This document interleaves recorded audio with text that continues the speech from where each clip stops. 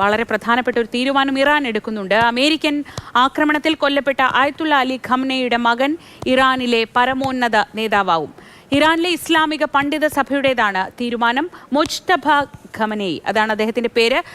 മുജ്തബയെ പരമോന്നത നേതാവാക്കാൻ പാടില്ല എന്ന ട്രംപിന്റെ ഭീഷണി തള്ളിക്കൊണ്ടാണ് ഇറാന്റെ നീക്കം എന്നതാണ് ശ്രദ്ധേയം.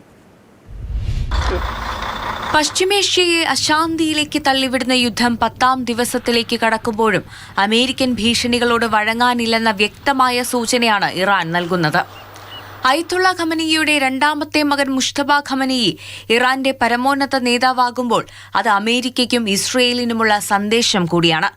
ഇറാനിലെ ഭരണമാറ്റം ലക്ഷ്യമാണെന്ന് ആവർത്തിക്കുന്ന അമേരിക്കൻ പ്രസിഡന്റ് ഇറാനിൽ നിലവിലുണ്ടായിരുന്ന ആശയം പിന്തുടരുന്ന ആരും അയത്തുള്ളയുടെ പിൻഗാമിയായി വരരുത് എന്നുകൂടി ആവർത്തിച്ചിരുന്നു. ട്രംപ് അത്തരത്തിൽ എടുത്തു പറഞ്ഞ ഒരു പേരാണ് മുജ്തബ ഖമനേയിയുടേത്.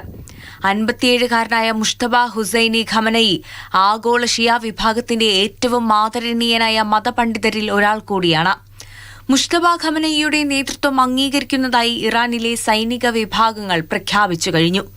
അതുകൊണ്ട് പിന്നോട്ടില്ലെന്ന സൂചന തന്നെയാണ് ഇറാനിൽ നിന്ന് വരുന്നത്.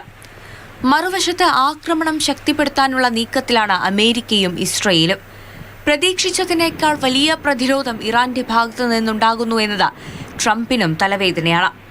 ഇറാഖും അഫ്ഗാനിസ്ഥാനും പോലെ ഇറാനും അമേരിക്കൻ പട്ടാളക്കാരുടെ കുരുതിക്കളമാകുമോ എന്ന ചോദ്യം അമേരിക്കയിൽ നിന്ന് തന്നെ ഉയരുന്നുണ്ട്. ഇന്നലെയും ഒരു US സൈനികൻ ഇറാന്റെ ആക്രമണത്തിൽ കൊല്ലപ്പെട്ടിരുന്നു. 7 സൈനികരെയാണ് ഇതുവരെ അമേരിക്കയ്ക്ക് യുദ്ധത്തിൽ നഷ്ടമായത്. ഇറാനിലെ ആഭ്യന്തര സംഘർഷത്തിലും യാഥാസ്ഥിതിക വിരുദ്ധരുടെ കൂട്ടായ്മയിലുമായിരുന്നു അമേരിക്കയുടെ പ്രതീക്ഷ. മുജ്തബ അധികാരത്തിലേക്ക് എത്തുന്നതോടെ ഇവരുടെ വീറ് കൂടുമെന്ന പ്രതീക്ഷയുമുണ്ട്.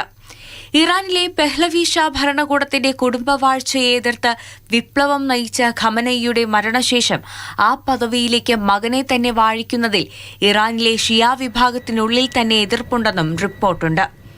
News desk, Mathrubhumi news.